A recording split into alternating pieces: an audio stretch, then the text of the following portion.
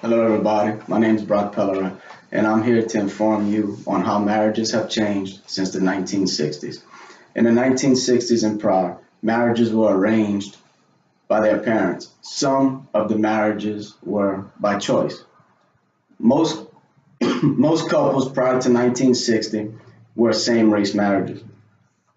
Most of the people in the 1960s and before were married by the age of 16. Most married women, most married women stayed home and took care of the family needs around the house. Marriage ceremonies were small back then. Um, prior to 1960, an average of 20 to 30 people attended the weddings.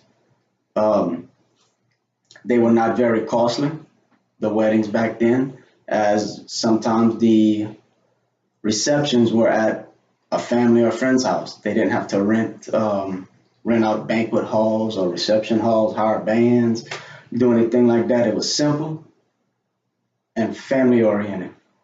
You look at some of the marriages of today, and you can have just as many people who are walking in the wedding or consider the wedding party as that'll be just as many people as who attended a whole wedding ceremony back in the 1960s and prior.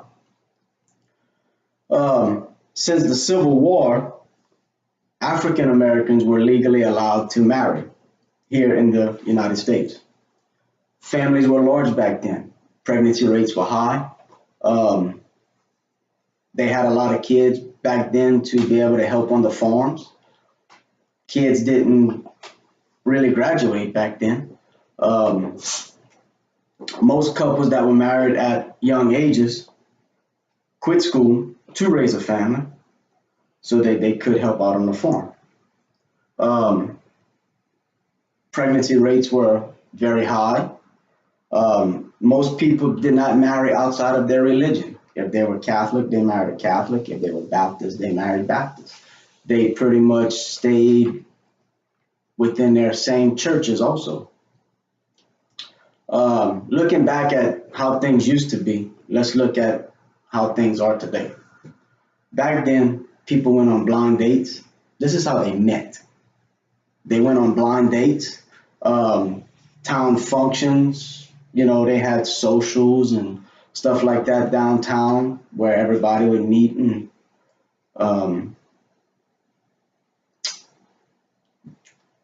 they didn't have dating sites back then, you know. And today, that's where a lot of people meet at. They meet on dating sites, eHarmony, Farmers Only, stuff like that. People are actually getting memberships to dating websites where they're meeting their significant others at. They're having somebody else do the work for them instead of putting in an effort to try to meet the right person. Um, According to my grandpa, people back then only dated for 6 to 12 months before they got married. Today could be months, could be years before people actually get married. Some people don't even get married. Um, they may just live together for their whole life and never say I do. Um, but according to the religious tolerance in North America, there are three main types of marriage: living together, common law, and legally recognized. Um, the legally recognized one is the one where you're actually married in the church. There are less legally recognized marriages today than there were back in the 1960s. The smaller wedding ceremonies had to have have a tendency to have longer lasting marriages than the big elaborate weddings of today. Today's marriages not only cost more than they did back then, but they are, how can I put it? They take a long time to plan. Another thing you have going on today that you did not have going on back then is you have same gender marriages, men marrying men, women marrying women. Back then, you didn't have that. So, according to the research that I've done, there is a 33% increase in childbirth rates in unmarried women today than there was back then.